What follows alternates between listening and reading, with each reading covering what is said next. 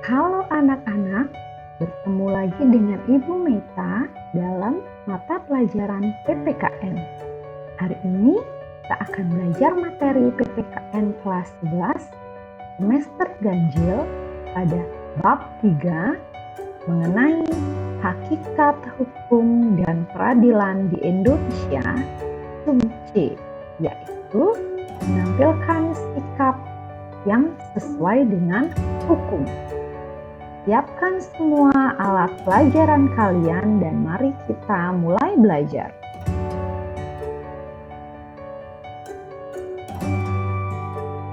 Sebelum kita masuk ke materinya, mari bersama-sama kita simak cerita berikut ini.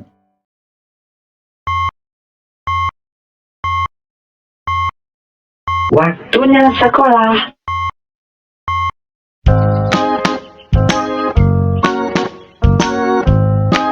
Ma, Ade berangkat dulu ya.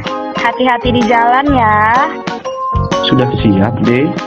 Iya, ayo kita berangkat, Pak. Tapi pasang tali helmnya dulu, Pak, biar aman. Oh iya.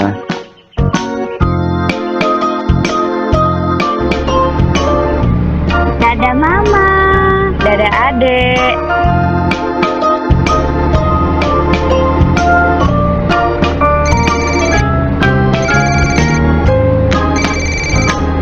Pak, kita jangan berhenti di sini. Kita berhenti di sana saja. Ada rambu-rambu dilarang berhentinya, Pak.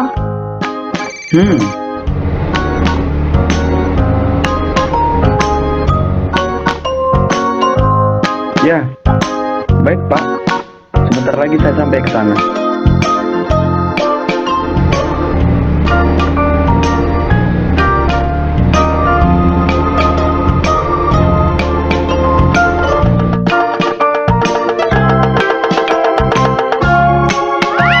Wah, Pak, jangan berhenti garis.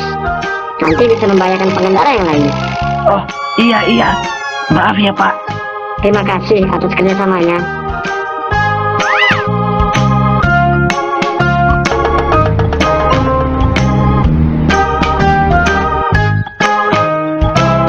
Kalau mau nyebrang di sini saja.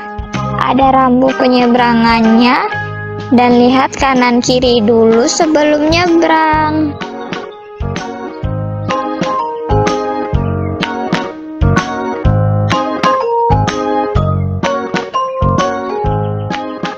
Selamat pagi, Ibu. Selamat pagi.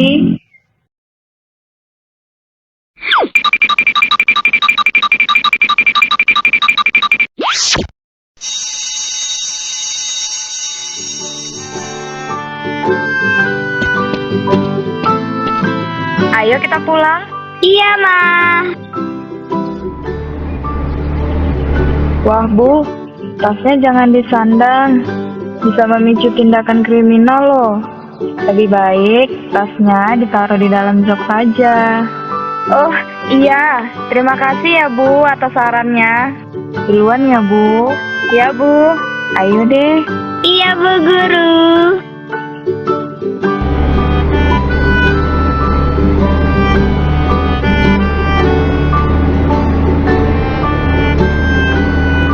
Ma, jangan memutar arah dari sini.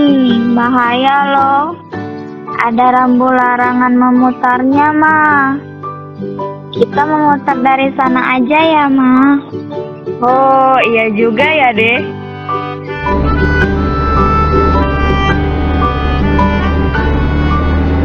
Nah, itu rambu boleh memutarnya, Ma. Yeay, akhirnya sampai juga di rumah dengan selamat. Jika kita taat lalu lintas, kita selamat sampai tujuan.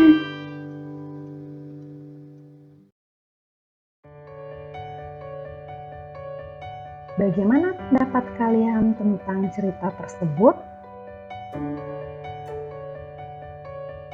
Dan apa itu pelanggaran dan kesadaran hukum?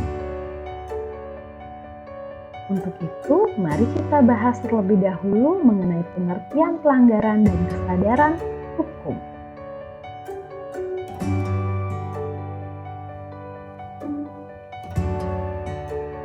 Pelanggaran adalah perilaku seseorang yang telah melanggar peraturan yang berlaku. Sedangkan kesadaran hukum adalah kesadaran seseorang atau suatu kelompok masyarakat kepada aturan-aturan atau hukum yang berlaku.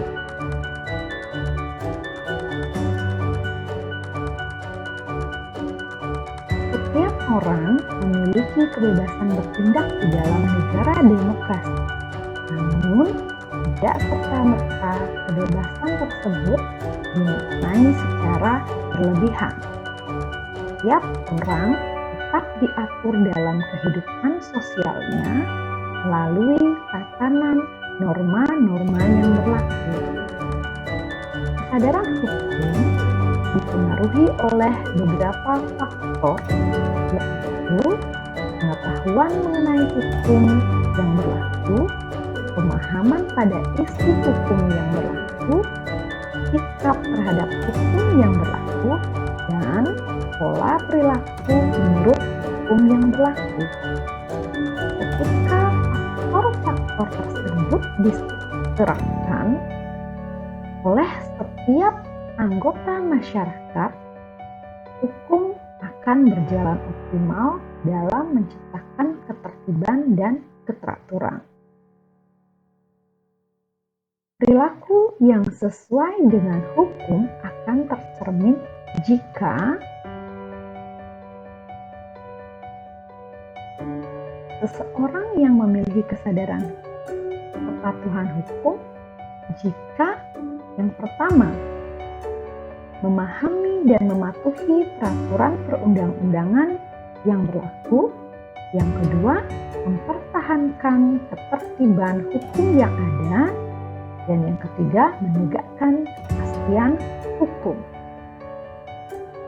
Sudah menjadi kewajiban setiap orang yang berada di lingkungan sosial masyarakat, berbangsa, dan bernegara untuk mematuhi setiap aturan yang berlaku.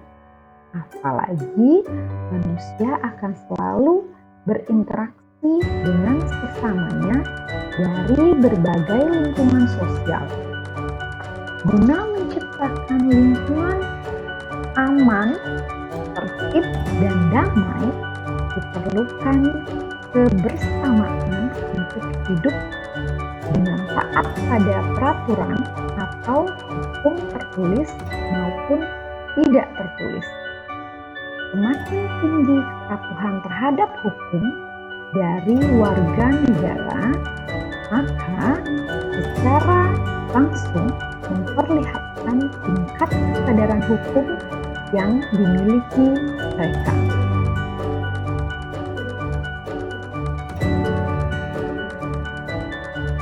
Selain itu, kita juga harus mengetahui perilaku yang bertentangan dengan hukum.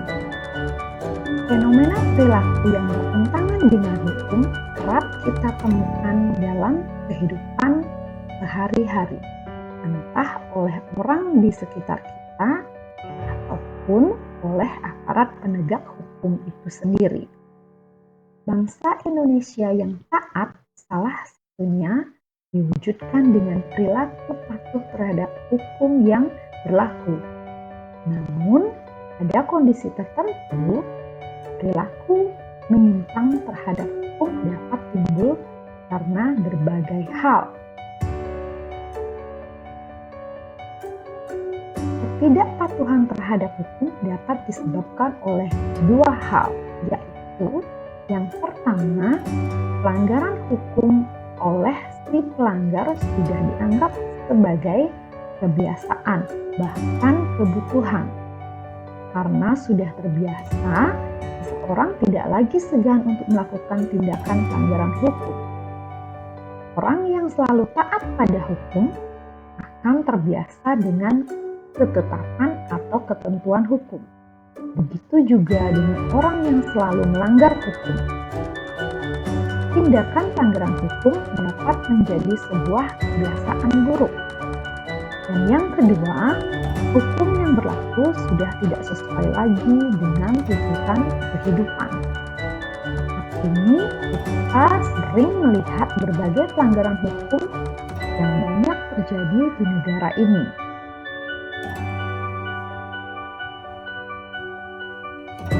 Selanjutnya mengenai macam-macam sanksi.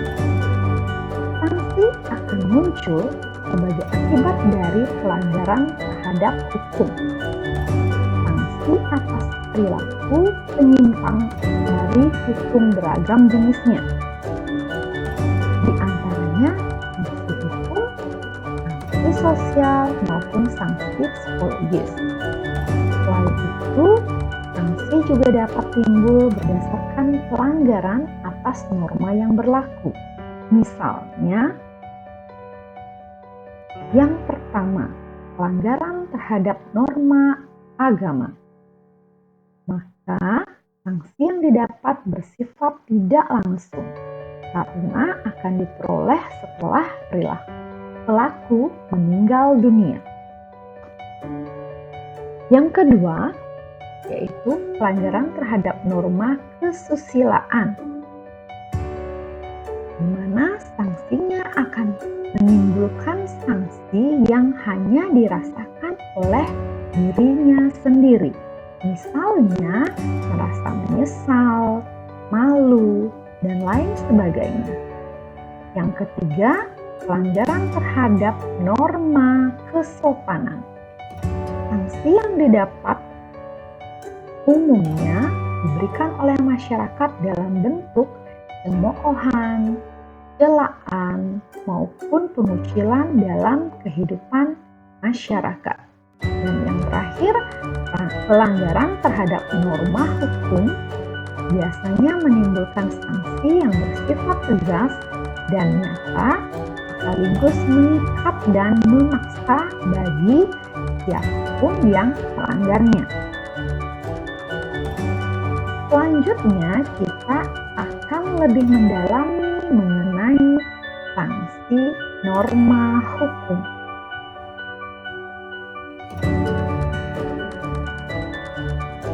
Norma hukum merupakan aturan yang bersumber dari negara atau pemerintah yang termuat dalam undang-undang. Dengan kata lain, norma hukum adalah peraturan tentang tingkah laku manusia yang dibuat oleh badan-badan resmi negara.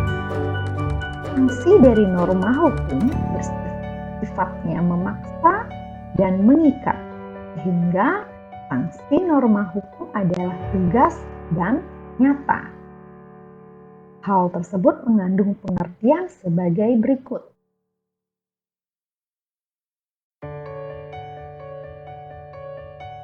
Tegas berarti adanya aturan yang telah dibuat secara material, telah diatur. Misalnya, dalam hukum pidana mengenai sanksi diatur dalam pasal 10 KUHP. Dalam pasal tersebut ditegaskan bahwa sanksi pidana berbentuk hukuman yang mencakup yang pertama, hukuman pokok yang terdiri atas hukuman mati dan hukuman penjara yang terdiri dari hukuman seumur hidup dan hukuman sementara waktu, di mana hukuman tersebut setinggi-tingginya 20 tahun dan sekurang-kurangnya itu 1 tahun. Dan yang kedua, hukuman tambahan yang terdiri dari pencabutan hak-hak tertentu, perampasan atau penyitaan barang-barang tertentu, dan pengumuman keputusan hakim.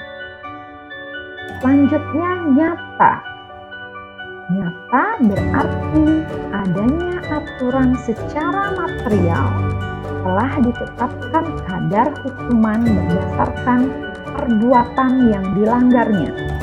Contohnya, Pada pasal 338 KUHP menyebutkan barang siapa sengaja merampas nyawa orang lain diancam karena pembunuhan dengan pidana penjara paling lama 15 tahun. Sanksi terhadap pelanggaran itu amat banyak ragamnya. Misalnya, sanksi hukum, sanksi sosial, dan sanksi psikologis. Sifat dan jenis sanksi dari setiap norma atau hukum berbeda satu sama lain. Akan tetapi, dari segi tujuannya itu sama, yaitu untuk mewujudkan ketertiban dalam masyarakat.